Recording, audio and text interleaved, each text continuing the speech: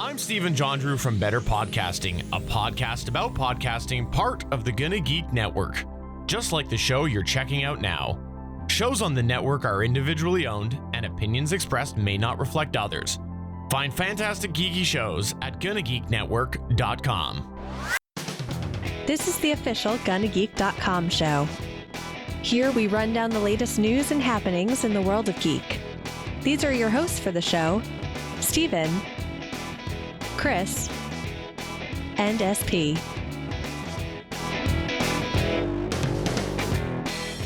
Ho, ho, ho! Merry Novembmas! I am Steven, and I'm pleased to say Chris is here. Double toil and trouble. Wrong season. Crap. And SP's here as well. When does It's a Wonderful Life come out? It's not the holidays until I see Steven's holiday display and watch It's a Wonderful Life. Yes, and I just noticed that on our solo shots tonight, the chat bar is all messed up. But that's okay. We'll roll with it because I really don't feel like fixing it right now. I mean, you're never going to fix it. Well, maybe I'll look fix it behind as the we curtain go. for everyone.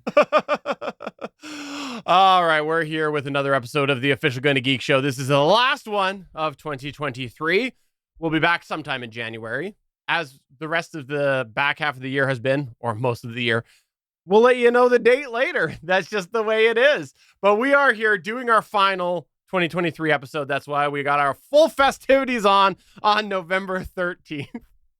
Yes, it's not like I just pulled a hat out of the desk drawer where I put it last year after we finished recording the Christmas special. We are Not prepared. at all like I did that.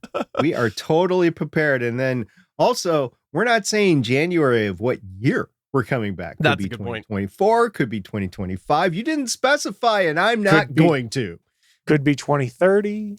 I also didn't say which Just one saying. of us were going to be back. For all I know, we could be a royal we, somebody else picking up the mantle from us. Who knows? Yeah. Who's our young Avengers? I think it's time to sell the franchise. Hey, in the chat, we've got Suncast saying movie theater has It's a Wonderful Life showing next month. So there you go. You could go check out a movie theater and go on a double date with Suncast, SP. Nope. That was very quick. That was fast. I'm a little disappointed. I have a whole fanfic written about you two. There is a whole bunch of legal documentation out there that states we cannot be on the same celestial body. So why the heck would we be in the same movie theater together? It's funny. Celestial Body is part of the fanfic too. That's, in fact, Steven's pen name. All right, let's just do some news.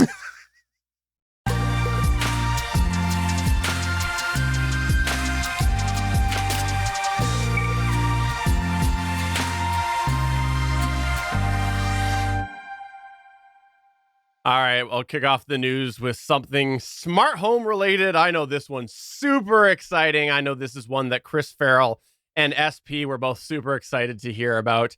It is about MyQ. For those of you that didn't know this, Chamberlain, the official, I don't know. I was going to come up with some witty sponsor joke, but we don't have sponsors. But it's Chamberlain, the garage door making company that's been around for a long time.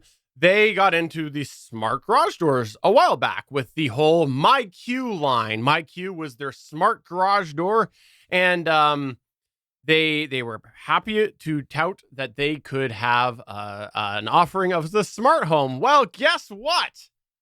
They have officially basically crippled it. And why I say that is because they have been slowly shutting off services over the last couple of years. And then recently they turned off, quote, unauthorized access, end quote, to APIs, which basically broke everybody using the API that wasn't the app. They were people who were like Home Assistant and Homebridge. They no longer had access to that because it was unauthorized access, as they were calling it. And this came after the HomeKit integration was killed last year, as well as Google Assistant support was recently, I think it was 3 months ago, was recently removed. I don't know actually about the Amazon A-word one. I'm assuming that that's also gone, maybe not. But the bottom line is that there is very very little meaningful ways now to use the Chamberlain MyQ app for the smart garage door other than through their app, which is disappointing. Or a Tesla. Or a Tesla. Okay, it's a Tesla too. But They partnered with them. this is like such a backwards move. We've seen in recent years in the smart home world, people being like, I want to be able to do more. I want to have a smart speaker of some form, and I want things integrated in that. Or more advanced users go, I want to have this home assistant thing or this home bridge thing. I want to have this general central thing. And Chamberlain's like General Central. And Chamberlain's all like, no, use our app and our app only, basically. So yeah, there we go. That's lots of fun. If you already have that, which I'm glad neither of you do, you know that your service is a lot more limited. Weren't they charging people to use IFT at one point in time too, on top of IFT's fee? Maybe. I think. Funny enough, I was just using mine today. Why? Oh, what? Because- Wait, you have a MyQ garage door opener? This is shocking. This is news to me, SP. Really? I've had it for like a couple of years. We talked about it before. That was sarcasm. I absolutely knew. That He was totally setting did you not up. sound like sarcasm. So It's a anyway, yeah, trap. I was just using it today. And normally I have the garage door openers in the car, so I don't have to worry about it. I actually gave one to all three of the kids. One kid managed to lose it, or throw it away or whatever. That's okay. It's his problem, not mine. But the thing is, I brought a car in for service today, drove it to the service dealer and to get new tires on it. And they said, oh, SP, you're such a valuable customer. We'll get this done sometime today. Here, take this car. Now, it was a used car. It was a brand new car. It was a Mazda 3 with 95,000 miles on it and no backup camera. But, it was wheels. I didn't have to stay there. So I said, thank you very much. And I left and I got home. And because I was working from home, and I got home, and I'm like, rats, I left the garage door opener in the car, but I had my phone with me. So I just brought up the app and boop, got in. So that's the way I use it. I actually think it would be a little bit dangerous. Maybe this is why they're cutting off the interactivity with other things like the A Word or Apple HomeKit or, whatever home assistant you have. It can be a little dangerous because if you have somebody that's just opening and closing it verbally without checking, making sure that there's nothing in there. I actually don't have a camera on my actual garage door opener, but I did place another camera inside the garage looking out at it so I can see if there's any obstacles or any kids playing, any pets that might be in danger, that sort of thing. So I think you have to be careful when it comes to garage doors. Now, garage door supposed to have safeties, both with the cameras back and forth and with just pressure sensitivity, right? Doesn't always work. So you just got to be careful when it comes to these things. And I think maybe that's why they don't want to get sued. Money. It's money, 100% money. Because they said that they ended up coming and saying that after a bunch of I was saying the wrong word. I was going to say hoopla came out, but that's the wrong word. But after a bunch of these problems, hubbub, thank you, came out, they ended up coming back and saying that the unauthorized access to its API was creating high traffic and, quote, at times constituted a substantial DDoS event that consumed high quantities of resources, end quote. Basically, the DDoS happened because their API allowed too much access happening for the amount of server that they were willing to pay for. That's the way you can read that.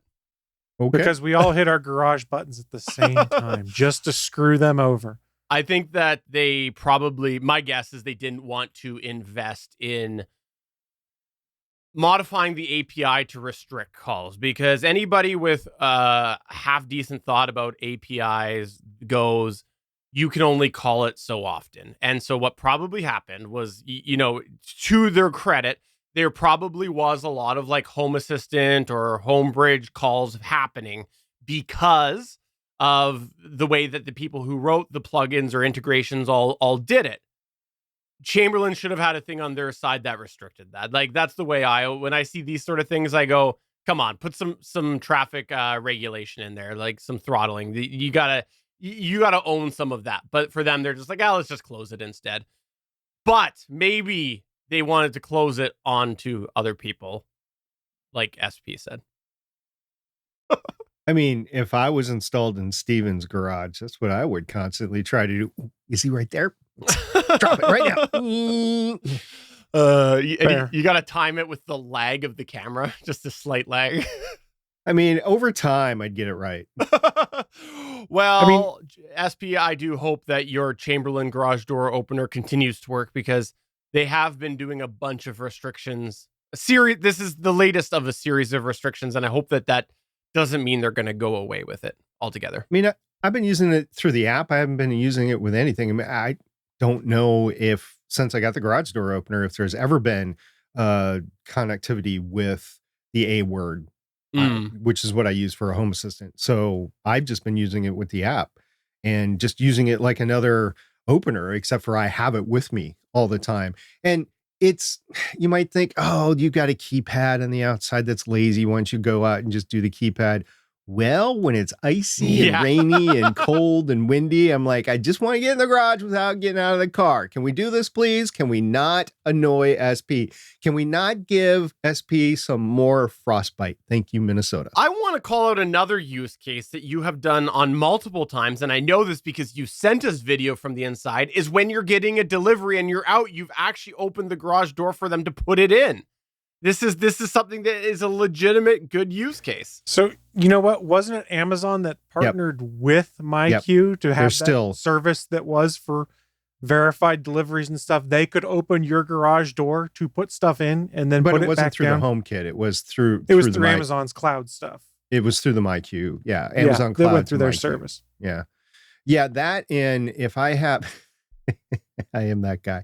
So if I have kids playing in my driveway and it's just setting off my cameras, one way to get rid of them, open the door. I don't care where I am. I could be somewhere around the world, somewhere else in the United States. The kids are setting off the cameras by riding their scooters, their bikes up and down the driveway. I'm like, I just don't want these notifications anymore. And I don't want to silence the notifications, because if something happens and I'm not home, I want to be able to see. So I'll open the garage door and they scatter. They scatter fast and they don't come back. I like that you have created that in your neighborhood. I am very jealous of that, SP. Well, I don't have the remote sprinklers like you do. So I know you've done that one. Yeah. I mean, it's just a shame they blocked API access, or you could just write a script that basically says, hey, if there's enough triggering when I'm in away mode, open the door for 30 seconds, then shut it. I guess I was going to say, if I'm mowing the lawn, I'm going to set it off a lot too. Yeah. The away mode would get that. Yeah. Yeah. That's why you got to get detailed tracking if SP's mowing the lawn and doing this patter back and forth in the yard. Yeah. I mean, that being said, there are some third-party smart garage door opening services and stuff you can get, but I have never gotten into it because I don't know if I necessarily want to smartify access to my house. I would love to do it if I could just make it so only voice commands would work for locking and not unlocking. I will die on the hill that a smart lock without the key is far safer than any lock that you can get that is not smart. I will die on that hill. What's that hill called? The Smart Stephen Lock Hill? I don't know. But the Stephen? Okay. Stephen, do you have a big plate of glass in your front door like most people do, or a window right next to your front door? But that's exactly my point. Is it doesn't matter. The traditional ways that people break in. That's why I don't care about that. It doesn't matter. But how's my dad put it? My dad always put it: locks are for honest people. All it's going to do is slow down someone who's sort of honest. If someone really wants in, they're getting in. Yeah. No, I 100% agree with that thought process. And I will say this: I actually had a Z-Wave smart door opener. But I started to have some weird issues with it, causing issues with my Z-Wave network. And I was like, I'll just disconnect this for now. I'll come back to it. And I never came back to it yet. So you can see how much I used mine. All right, let's move on to the next news point, which, Chris, I can't believe that after all of these years, you didn't know about Netflix games. I really didn't. I'll be honest. There was an announcement this week that I was scrolling through my typical news articles. I read at the end of the day and I went, Netflix gaming news. What the hell does this mean? And yeah, I didn't know Netflix has games you can play on it, and like legitimate ones. And I guess I found out why I don't know is I primarily consume my Netflix content on either my PC or on my Android TV box. And I don't see these games because they only display when you're playing videos rather on things like an iPhone, Android phone, tablet, things like that. But yeah, there's a boatload of games they announced, and I was shocked. And I'm going to go reference an article from Polygon.com where they say Netflix has been investing heavily into gaming over the past few years in its continued effort to become the Netflix of everything. In addition to acquiring, building, and making new game studios, nabbing big name talent, moving into cloud gaming, the streamer has been making a concerted effort to make the Netflix app a competitive destination for subscription-based mobile gaming. I had no idea. I didn't feel so bad about not having any idea when I saw this next statistic. Less than 1% of all Netflix users take advantage of the Netflix gaming service. So I am not alone. I'm part of the 99% in this regard of not knowing there was gaming and not making use of it. It blew my mind. I'll confess, I was just goating you because I absolutely, and I said goat with a T just for fun. I didn't know about this either, so I honestly had no clue until you put this in this document here. I mean, why it's interesting is they just announced a bunch of new games and content that would be coming to Netflix, and some of it is really good games, like the remastered edition of Braid, which was a really good platforming game on Xbox to begin with. But they've also announced that one of the games coming to Netflix is one of my favorite games I played. It was 2020 Game of the Year for many people. Hades is coming to Netflix. If you're on an iOS device, you'll be able to play Hades through the Netflix app, which is an awesome roguelite game. If you haven't played it, it's amazing. If you have an iOS device and you haven't played it, just wait until it hits Netflix later this year. But it's legit a great indie game that's sold all over the place on all platforms. And now it's going to be on Netflix of all places. I just had no idea. And then I fired up my phone before we started recording the show just to go through and see what games I recognized on there, because it's like the second thing down on the Netflix app when I pull it up on my phone or tablet. SP's got it up right now. Tomb Raider Reloaded, for instance, is one of the games on there. A remaster of World of Goo is on there. There's a Sonic game called Sonic Prime Dash. TMNT Shredder's Revenge is on there, which is a really good game. Oxenfree is on there. The sequel, Oxenfree 2, coming to Netflix.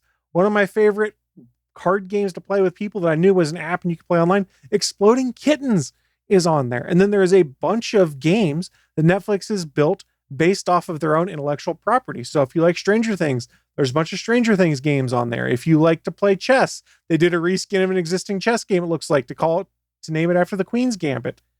I had no idea. Now, maybe this makes me feel like 3% better about the fact that I'm still paying an exorbitant fee for Netflix per month and they just raised my price again for the second time in like 6 months. But I might have to actually go and give some of these a try. And I kind of wish they were set up so that I could play them through my Android TV box and just pair a controller with it and be able to play Hades via Netflix on my streaming device. That would be pretty cool. 3% seems high.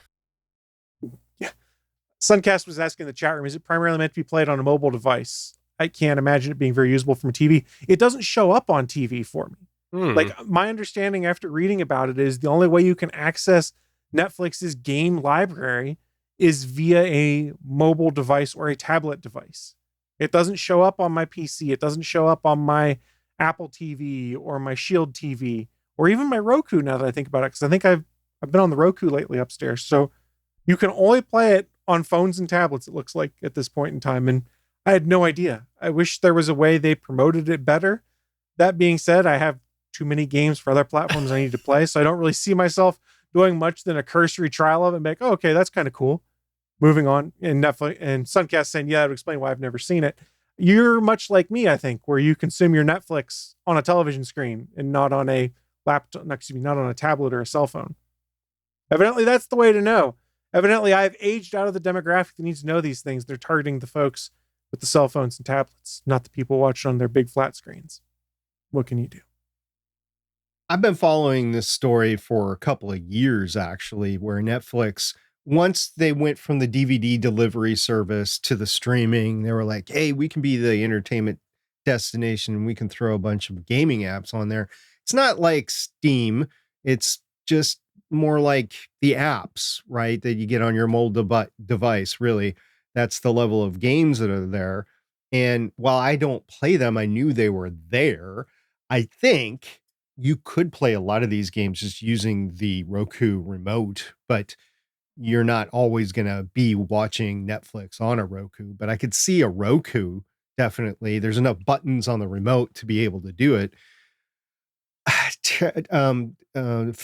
Pairing a controller, a game controller, with a ubiquitous box like a Roku box might be an issue, but just from the interoperability standpoint. But yeah, I could see something like that. And that's what that's what Netflix wanted to do, is they wanted to be not only the place to get your streaming shows and your movies, but also games. I think they were a little less interested in doing the live content. And yeah, they've experimented with live, and their debut was disappointing, to say the least, where they had a bunch of problems, people actually getting to stream it.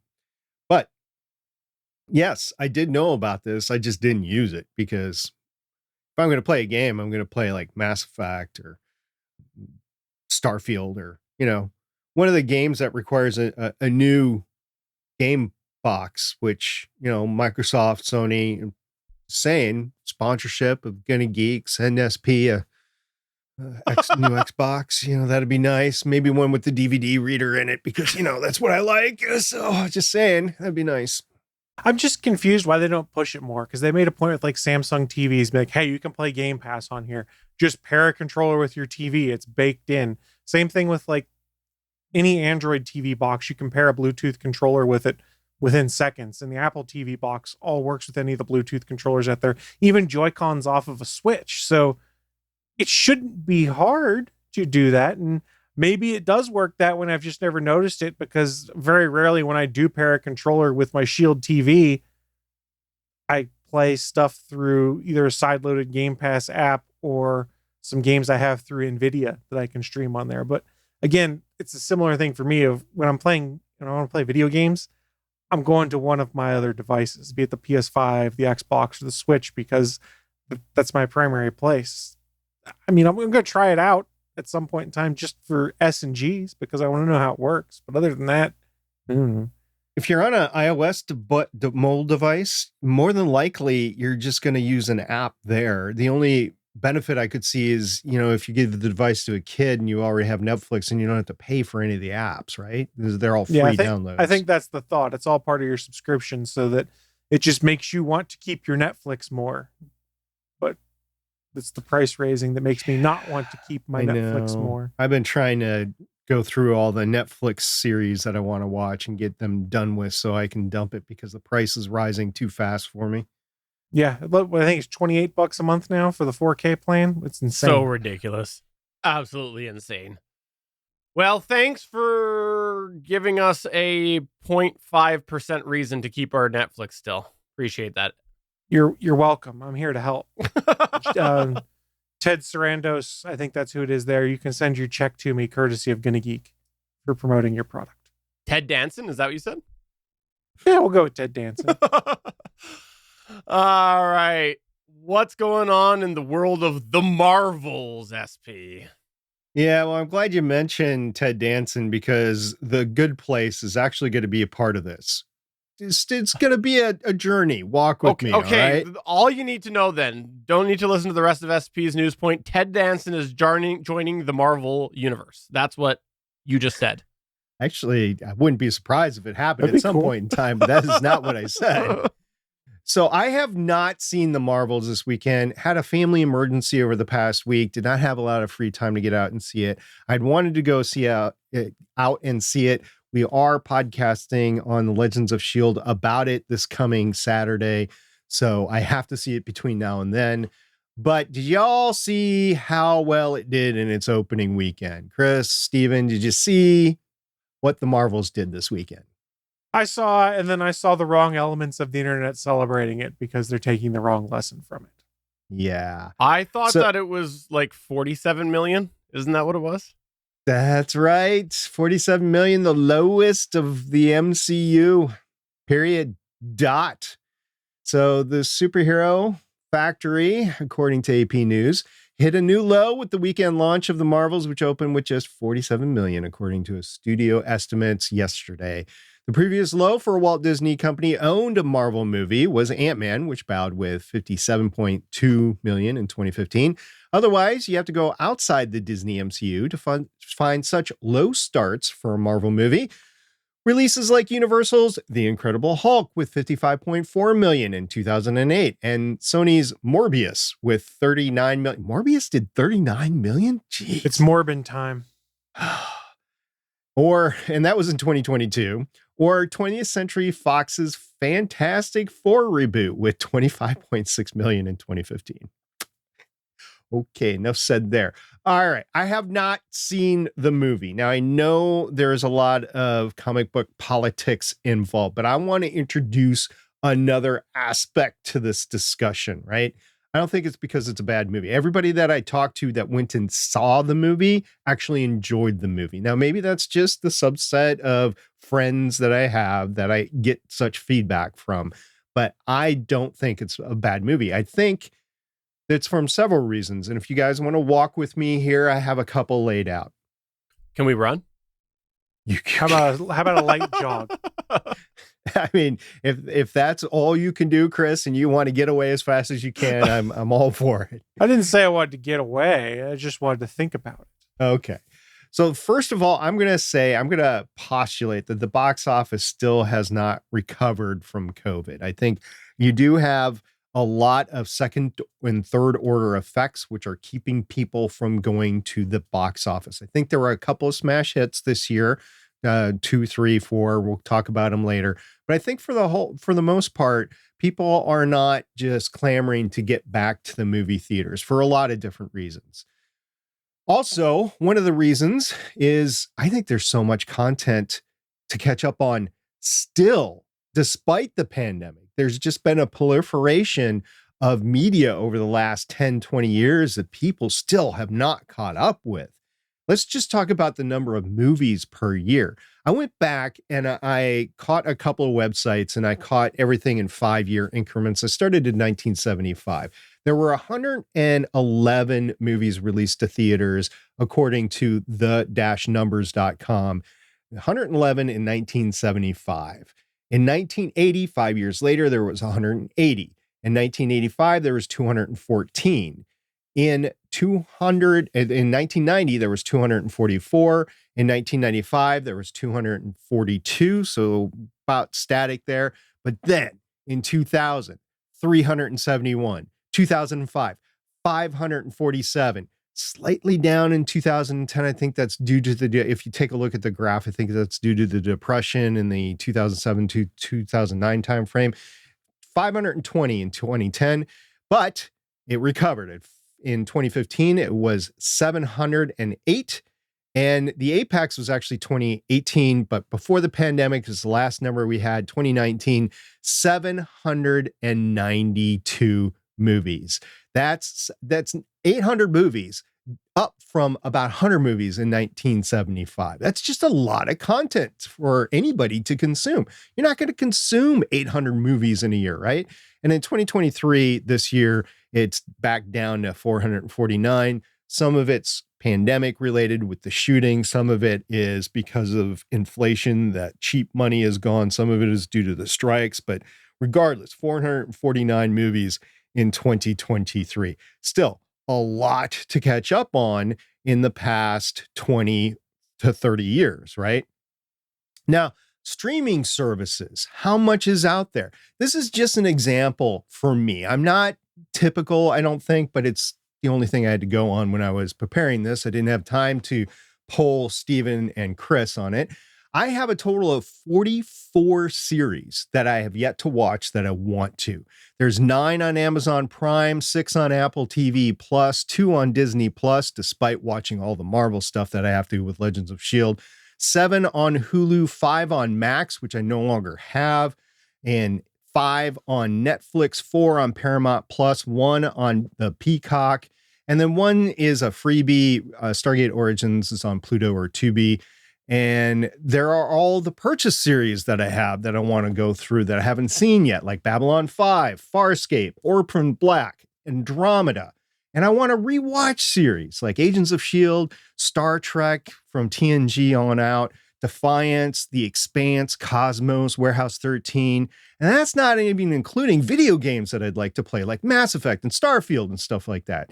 Replay some of the Halo stuff. So I have a dearth of entertainment content that I have not been able to get to. Why would I go out to a movie theater and watch movies when I have all this there? Coupled with that is the fact that the MCU hasn't all been stellar since Endgame.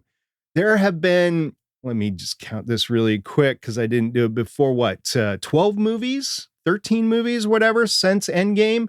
Out of that, only 3 are what I would consider to be above average. And that's Spider-Man Far From Home, Spider-Man No Way Home, and the Guardians of the Galaxy Volume 3. Y'all can debate me on it, but having covered all this stuff on Legends of S.H.I.E.L.D., that's my opinion. On the Disney Plus series, there's been a lot of series. We started off with WandaVision, and we've ended so far with Secret Invasion, and Loki just ended. But out of all that, I would say WandaVision and Hawkeye, maybe Loki, just because of the performances involved, and that's a whole other discussion. But that's 3 series out of all of them, and it's my opinion, granted. It's just my opinion, but it's just not that been good. So when you couple the MCU, I can watch it later on Disney Plus, all the stuff that you can catch up on over time, all the other things that you'd want to do, like video games, it's just not all that time-run. And then I don't think it's the well, let's stop, Chris. You have something to say. I have a couple more things. But a question I was thinking in regards to, you were talking about waiting to see it on the streaming service. Yeah. Do you think Disney has hurt themselves by making Disney Plus more expensive, that people are like, I need to get some bang for my buck, which kind of makes them then go, I'm just going to wait until this comes out on Disney Plus because I'm already paying a higher rate than I would like. So I'll watch it there instead of going to the movie theater. I'd love to see the average demographic of those who actually subscribe to Disney Plus. My guess, this is just a guess, it's probably more like families with younger kids. Okay. I'm just thinking, right? So if you have a family with younger kids, like Steven, you have a family with 2 boys, younger boys, right? To take your family to a movie theater, I'll bet you it's going to be $100, $150 Canadian or American, really doesn't matter. It's actually not, because what I do is I take them to the movie theater, but I'm the only one that goes in. They have to wait in the car. Well, Steven gives them a trench coat and they have to ride shoulders, like sitting on each other's shoulders. So they just look like one tall man with Steven. So he gets half price for his kids. You stole that from Hook, didn't you? I stole that from all sorts of cartoons and stuff too. Let's be honest here. Looky, who's got a hooky? Yeah, I remember it's that. It's a TV trope. It definitely is. So yeah, I think you might have something there, Chris. I think all of this is combining up to, the movie theater is just not the experience that it was when we were growing up. It's so different. And if you do go, you're like me and you get annoyed with people crackling their candy or playing on their phones or making noise, or if you're sensitive to this after the pandemic, coughing, you'd be like, oh my gosh, I'm so uncomfortable doing this. And then you add in excellent home theater systems that you can just watch at home. Why don't you just stream it in 4K? It's not that much different than being in a movie theater, in my opinion. Yeah, I have 4K HDR Dolby Atmos at home. I'm good. I don't have to deal with the a-holes at the movie theater. I think there's a couple points within what you just mentioned.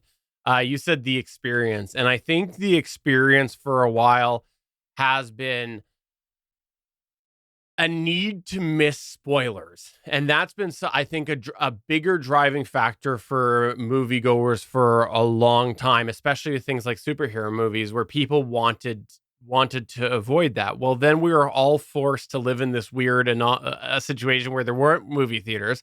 There were some movies coming out on streaming services and things like that. And I think they've lost that drive to the must-see now. They don't have that now because people have fallen into this comfort of being like, you know what? I got by a couple of years with a couple spoilers here and there. I think I can probably keep doing it. And so they don't feel that same drive anymore. So that experience is different now until they start to have big box office draws. Then you might start to see that happen. And I think that, the the Barbenheimer was a great example of that. And that's not necessarily spoiler, but that's from the fact that people wanted to be in on that experience. They wanted to see it now. That sort of thing was existing where it was creating this experience that people wanted to enjoy it together, be a part of. And you're not getting that in Marvel right now. People are comfortable waiting until it comes out later and getting a couple spoilers. So I was thinking that, well, the economy might actually be causing this because, I don't want to necessarily go to the movie theaters, although I was thinking about it. I have 3 times so far this year. I don't necessarily want to go, but I mean, I'll go if it's fun and if it's worth it and that sort of thing. But then I started thinking, okay, what else can I gauge this on? So totally unscientific, but I was just thinking the NFL's not affected. I keep on seeing packed stadiums. People are paying the ticket price to go. People are paying for Sunday ticket. People are paying for Red Zone. That's not affected. The NHL isn't affected. Losing teams like the Minnesota Wild, yeah, they're still getting the big bucks, right? So I went to Box Office Mojo just to take a look at the top movies for this year. They're still doing okay. Barbie at $1.4 billion worldwide. Super Mario Brothers movie at number 2 with $1.3 billion this year. Oppenheimer coming in just under $1 billion. And by the way, Barbie and Oppenheimer debuted the same day. So that's $2.5 billion between them, right? Guardians of the Galaxy at $845 million. Fast X at $700 million. So yeah, these might be a little lower than normal, but they're still not small. They're big budget films, but they're still not small in the revenue of it. You have to go all the way down past John Wick 4. I'd say Dungeons and Dragons did okay at $208 million, in my opinion. I'd say about after that at 21. Taylor Swift, the Eras Tour, I just saw that at $240 million. But I'd go with The Flash. I guess The Flash was a flop at $270 million, but there are whole other reasons dealing with that. So just on the economic value alone, I think the box office would be okay if they had a decent product, but you have to draw the people out. You have to have something that's unique and special, and you're just not getting it. Yeah, I agree. And there's been a bunch of chat in our chat room, which if you didn't know this, we stream live to GonnaGeek.com/live when we do record. And there's a lot of good theories back and forth. And I also think that there was a promotion aspect with this that was a lack of active promotion compared to what we used to see. Back with the Marvel movies in the day, you had promotion from other movies. Other movies were leading into that. That was part of it. But you also had the big promo campaigns as well. And yes, that involved the things like the interviews and the things that have were struck work up until a week ago. But I'm also talking about the insane commercial campaigns. You couldn't get away from it. Movie theaters had posters way leading up and things like that. And I don't feel like the campaigns are as strong right now. And then the other promo side of it is the fact that really 2 out of 3 of these characters are from Disney Plus, and that's not a huge built-in promotion. Like, you could go, and if you had created a Loki movie based off the TV show, I think you would have more inherent promotion based off of that than you did with this, because there is promotion and the aspect that people want to continue to see a character that they enjoyed in a previous version of Marvel. The reality is 2 out of 3 of these characters have never seen the screen. And for a lot of people, 3 out of 3 of these characters aren't ones that they have been passionate about. So I think that it's just more speaks to the state of Marvel than anything. Well, one of the characters, the last time you saw her was in early 2020 with WandaVision. That's the last time you saw her. And then you were able to see Ms. Marvel here closer. So maybe there's some of that. But Ms. Marvel wasn't exactly marketed to all Marvel fans. It was more of a younger fan. I think they're mixing and matching. And I know why they're doing it, because of an unstated upcoming project. But it's just, not being, you're right. It's just not being marketed right. Having to watch Disney Plus shows to know what's going on in the movies is a harder sell right now, especially as Disney Plus gets more expensive and especially as there's more opportunities to watch stuff. And especially when Secret Invasion was poop. That doesn't help either. But like Ms. Marvel's a great show, but there's a lot of people that didn't watch it. So they watched these trailers like, okay, I recognize Carol. Who are these other two people? So either they go watch Disney Plus, go read Wikipedia articles, or go in there blind. And I've seen plenty of instances on the Reddits where people were talking about that, hey, I went to go see this movie, and as I was walking out, people were like, man, I really like Ms. Marvel. I need to go check out her show now. So there might be some carryover that gets people to check out these properties. It's a tough sell in that regard, where when you look at phase 1 and 2, it was, hey, to understand what's going on, watch the other movies. Oh, wait a minute. Now it's watch 6 Marvel series to know what's going on, plus all the movies. Wait a minute. Carol is the one from all those Nissan commercials. She's got a good show on Apple TV Plus right now too, supposedly. I can't remember the name of it. YouTube channel too. Mm-hmm. There's also secondary reasons that we won't get into the dark side of the internet, but there's an odd, passionate hatred for this movie and for one of the stars in it that I don't understand. Yeah, I wanted to get way away from that. And that's why I went down other analytic paths of maybe why this happened versus going down that path. Because I do think that these impacted the box office, especially this time of year. I think they all did. I think also the weird vitriol for it seen online, whether we want to admit it or not, impacts the box office too. I think that with there probably is not a lot of draw to these particular characters. I think that is a legitimate reason. It's fair too. That it's okay for people not to be into characters. And I'm not saying that the people we're referring to right now are all them. No, there's a good percentage that are not. But I think it's important to acknowledge there are legitimately people that go, none of these characters interest me. I mean, let's be honest. The most recent Marvel movies, we've got Ant-Man. We've got the Marvels. We've got stuff I'm not remembering, but we're not talking like the S-tier Marvel characters. And yes, I know you can make the argument that when Iron Man came out, Iron Man wasn't an S-tier character, but Robert Downey Jr. kind of made him into one. And they took a lot of the other big names of the MCU and Marvel Comics and built the comics around them. We're talking about characters now that, yes, while there's a great chunk of the comic fandom that may enjoy them, it's not quite the same. You don't have as many people going like, man, I loved Captain Marvel when I was a kid. I need to go see that movie. And I'm not saying that disparagingly. It's just because of how those characters were presented when we were kids. They're not exactly top shelf characters that you'd want to emulate because of the typical tropes they had with leading ladies and stuff like that in comics at the time. It's a tougher sell. Well, let's go down the list, Chris, because I just want to be on the record here.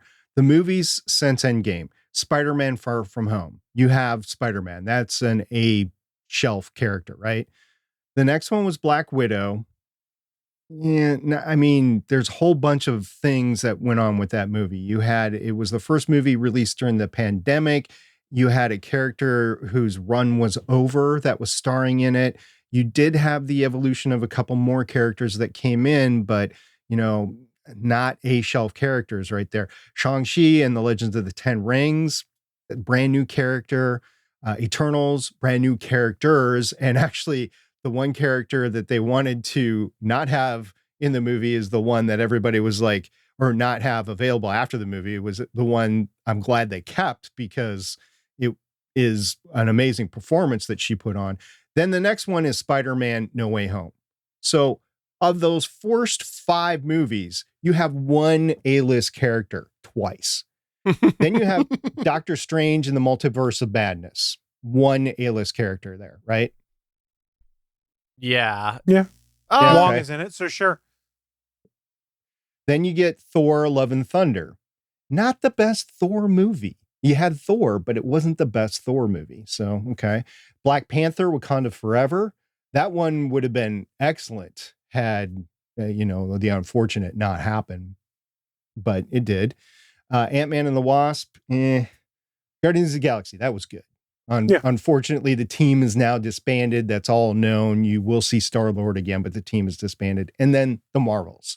So you really only had maybe 4 movies with A-list characters in it.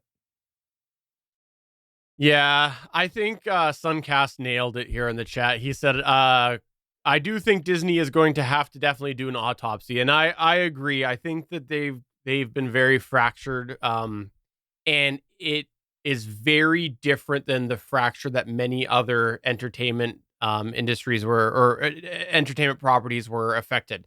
Because, we have to acknowledge that the fracture all officially started during the pandemic. That was when we first started to have some things where we felt like things weren't right with the Marvel universe, and some of that probably was dates being moved and delayed and things like that. But a lot of other properties have recovered. And the point here that was brought up in the chat as well about your 2 out of 3 of your standout movies were Sony movies. Like, Yeah. Disney has to acknowledge that they're the outlier here, and I hope they can do something to bring it back. Because I didn't see every Marvel movie in the theater, but I did see a fair amount, and in any case, I was really enjoying it. And for me, I haven't felt the need myself to get into the theater to see any of these Marvel movies. Well, you had a change in strategy was part of it, because when Bob Chapek took over as CEO, part of their plan was, we want to get as many eyes on Disney Plus as possible. So we're going to greenlight 10,000 different shows, and we're not going to run our shows like a traditional television show. And we've heard the stories that came out of the Daredevil set, where they basically just threw out the first half season of Daredevil they've filmed, and they're restarting doing things like, I don't know, having a showrunner to take care of a program, to be in charge of it. Shocking. No joke. There was no showrunner for Daredevil. And There's no showrunner for Loki. Yeah. Well, yes and no. The lead writer kind of was running everything, so that worked out well. I think what happened on stated was Tom Hiddleston was the showrunner, but they just couldn't say it. Yeah. So I think there's a lot of things that are changing. Bob Iger came back in and said, whoa, we've got way too many different pieces in midair, and they've started narrowing down things, cleaning out some of that stuff. So I think we're going to see things narrow down. The problem is there's just so much stuff that was already in the pipe, they can't stop it. Like, you've got to think they're taking a big hit by throwing away half of their Daredevil season that they'd already filmed. And side note, if the spoilers are true for what that was, thank God they threw that crap out, because it was bad. It was really bad. i.e., Charlie Cox wasn't wearing the Daredevil suit. What? I didn't hear about these. Really? Oh, yeah. So the one rumor that I heard that picked up the most steam that a few places reported was, it starts with Matt Murdock working for another law firm having stopped being Daredevil because Foggy and Karen got killed and he was too busy out being Daredevil to help them. So he hung up the suit and was trying to do well by, just being a lawyer. And that's why Foggy and Karen weren't in the show, because they killed him off site and then used that to take him away from being Daredevil. Okay. And it was a lawyer show. It was just him being a lawyer. And I was like, this isn't what we want. Here's the other thing that I've ranted about 1,000 times, which is the recent need to kill off all characters that are enjoyed for no good reason. It keeps happening over and over and over. And there's another example. They just killed off 2 characters that people like. So anyways, really, really glad that you brought this up, SP. Glad that you did all this digging up and comparing, because I think that it really frames how broken Marvel is right now. So thank you. Yeah, you bet. I know they're trying to right the ship. I mean, there was the firing of Victoria Alonso earlier this year, or whatever you want to call it, the mutual departure or whatever. I think some of it was scapegoat, some of it might have been legitimate. I don't know. I'm not privy to the inner workings of Marvel or Disney, but they realized they have a problem and they were trying to fix it. So I don't know. We'll see if they do fix it next year, because they got to start making some money pretty soon. As someone who's caught some of the spoilers for what's coming out of Ms. Marvel in the post-credit scene, and some of the spoilers about what may or may not be in Deadpool and things that are coming up, there's some interesting stuff coming up, if even half that stuff is true. Right. And just for the record, I want to say Captain Marvel is actually one of my favorite Marvel characters. So I'm not in that camp that you've been talking about. I'm in the other camp, but I didn't want to go down there. I wanted to look at other contributing factors. No, it's fair. As I said before. Yeah. All right. Well, I'm just going to make my news point super quick because we're running long here, but something I wanted to mention. Whoops. Apparently in a legal proceeding, Google accidentally had their own witness spill the amount of the deal that exists between them and Apple as far as the cut that Apple gets for making Google the default browser on Safari. Yeah, apparently there's this lawsuit going on, and a witness accidentally blurted out that Apple gets a 36% cut of the search advertising revenue from Safari to keep the search engine default to Google. So Sure, why not? yeah, no, I just thought that was interesting. There's been speculation. They actually, from the legal proceedings perspective, apparently they both agreed that they wanted to, keep this out of it. But whoops, things come out sometimes. So 36%. And I think that goes to show you that whether you think that companies have your privacy in mind or not, money talks. It's all about the data. It's the data that they're getting from the searches. Yeah, this news should surprise no one. People who are acting surprised about that fact are not being honest with themselves. If they're like, I can't believe that they would give them a share of this to make sure it's the default. Come on. You're right. Come on. All right. Tell us about your news point. You said Amazon was going to ditch Android? Yes, I'll make this one quick. But if you are on the GonnaGeek Discord, you already saw where we brought this up. But there is a report coming out that Amazon is developing a new operating system to power its hardware portfolio. Instead of the current Fire OS, which is a forked version of Android, they'll be putting out their new OS called Vega, which is in early stages of development being tested. The question is, why is Amazon doing this when they can just keep forking Android? Well, that's a problem for them because they have to fork it, then do their work. So let's do a comparison right now. If you go and buy the top tier Fire device, the Fire OS 7 device, it's forked off of Android 9 from 2018. You go to the store and buy a Google Pixel Android tablet, it's based off of Android 14. That's why. They want to be able to keep pace. They want to not be dependent on Google and open source Android. And in theory, they can also then just tailor their OS to do all the things they want to do versus inheriting a bunch of stuff that Android does or has the ability to do that they don't need. So they're going to yank it and they're no longer going to support it at some point going forward on all their Fire devices. For me, it's kind of a disqualifier because why I liked Fire TV sticks and things like that was because I could sideload any Android app on it very easily. Meaning, I can't get this app very easily on my Apple TV or something like that. Just toss it on my Fire TV stick, call it a day. Yeah, I think this very much speaks to what they want as their consumer base. They've decided we want the consumers that want to use it for our specific services, for our specific idea of what people are going to want. And we're okay with losing the people to things like the Google TV or the Google TVs. Yeah, TVs that have the Google TV software or the Chromecast with Google TV. They're okay with losing those customers. I think that a decision's been made, and I think it will probably work out for them in the end. It's Android. You guys know Android better than I do. I'm more entrenched in the iOS architecture based on family considerations. So I actually just go to you guys for thoughts on Android. As far as the Fire TV stick, I'm more of a Roku guy. I don't know necessarily why I've been sticking with Roku rather than Fire TV, but I have. So, I mean, there's that. And then as far as everything else, like the iOS, I guess, wins over Android for me. All right, and let's go to the last news point here, which you said that there is a date possibly for Starship. What? Yeah, guys, I need to take the next 2.5 hours to discuss this whole thing because it's very complicated. It's rocket science after all, right? Since we recorded last, I actually listened to the last episode to make sure that I wasn't going to be covering anything new or anything. Basically, nothing has changed. They're still waiting for the launch license, which is the Fish and Wild Game Service. Their study and their approval is necessary to move forward.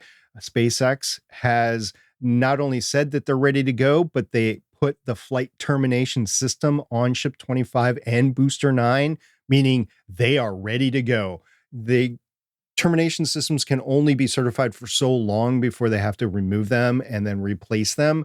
So this is actually important. They think that they're going to launch. They're saying not earlier than this Friday, the 17th of November. You guys might be aware of certain political things in the United States, one of which happens to affect this. It is called the looming shutdown of the government. What would that mean towards this launch? Actually, quite a bit. Even though this is a private company, they're getting an awful lot of government support, which may or may not include me. And it does matter. Some of these government organizations might not necessarily have the approvals to continue to work after the 17th if there is no continuing resolution or budgets passed. So the 17th could be a hard date, could be the 17th or like months down the road. So I think SpaceX is really pushing the government to make this happen. They do have notices and closures and potential dates, the 17th, 18th, and 19th. That is their window that they're saying right now. So the next time we come back in January, this could be a done deal. We could still be waiting for the Fish and Wild Game Service to come back with their assessment. I don't know. But odds are, pay attention. If you like watching big rockets launch and potentially fail, this Friday might be a big date for you. I still don't understand why these space fish are causing a holdup here. I don't get it. Yeah, I was postulating with somebody on the team today that, if this is problems, I can't wait to see the problems with the Fish and Wild Game Service on Mars getting their approval. It's funny because that's a regional reference to another planet. All right, well, that's going to go ahead and wrap it up for another episode of the official GonnaGeek Show. We are at the end of the show, but before we do wrap up, it is our last of the year, so I just want to remind everybody that we are taking December off for this show. SP and I are also taking December off for better podcasting, but Chris Farrell has the All Things Good and Nerdy podcast where you can hear other nerdy and all things over there. So you can check that out. Do you have any plans for December? What's going on over there? Filthy bleeping language. No, I'm just kidding. Not really. We'll probably keep doing things on Sundays because of some issues that I've had here. I've been Bob Barkering things locally from my couch using a Chromebook and my AT2005 mic and some Bluetooth headphones. And it's worked surprisingly well so far. So just stay tuned. I meant to tell you, I saw that you called one of your episodes Barkering it. Did you Google? I feel like you had a past episode where you called it the same thing because of Willie. Would it surprise me? Absolutely not. Do I Google all 500 episode titles of the show to make sure they're not the same? No, it's an Easter egg. If I find out they're the same, someone let me know. I'll send you your official no prize, much like Stan Lee would send out. In all fairness, I was too lazy to Google it when I had that idea, but... I mean, I'll do a quick Google search. How about Legends of S.H.I.E.L.D.? What's going on over there, SP? There is one episode left this year, and that's us covering the Marvels this Saturday. Lauren's back because of SAG-AFTRA strike. Unfortunately, we didn't have time to cover it tonight, but the SAG-AFTRA strike is over. At least the work stoppage is over. And Lauren is therefore free to come back. She joined us for the Loki finale. She was Googling over that. Or goggling or whatever. She was fangirling out over it. And then we are going to cover the Marvels, and that will be it for 2023. I've left the door open for the rest of the team to record episodes, but they've said they're going to wait to January. So we'll cover What If and Echo starting in January of 2024. See, I left a year in there. I like it. Steven can't confirm only one episode has the words Bob Barker in it on the ATGN feed. Okay. What about Bob Barkering? Well, I mean, Bob Barker gave me the Bob Barkering It title that I had, so... Okay, fair enough. Well, I was wrong, as usual. You get no prize, and you'll like it. That's okay. So thanks, everybody who has watched our show for this year. I know we've been all over the place. I think this is our first full year of the monthly format, and I think we mostly held to it. We missed 1 month, maybe two, but it was a lot of fun. Thanks to everybody who continued to come to our live stream, and we do look forward to being back in 2024. So, well, in theory, 2024 for episode number 407 of the official GonnaGeek Show. I'm Steven saying Boca Chica. Boca Chica, Boca Chica, Boca Chica. See everybody next year. Thank you so much for staying with us, and check out all the other shows on the GonnaGeek.com network. I'm Chris, and I'll see you in 2025. In Boca Chica?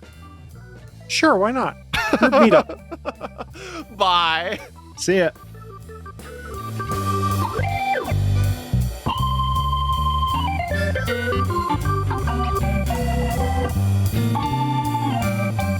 Thanks for checking out another episode of the official GonnaGeek.com show. If you like the show, please give us a 5-star review in Apple Podcasts or a thumbs up on YouTube. You can always join us for our live recording sessions at www.geeks.live. And remember, you can find our full back catalog at GonnaGeek.com/show. If you're itching for more geeky content, check out other shows on GonnaGeekNetwork.com. Voice work was by Emily Prokop of The Story Behind podcast. That's it for this episode. We hope to see you back again next show.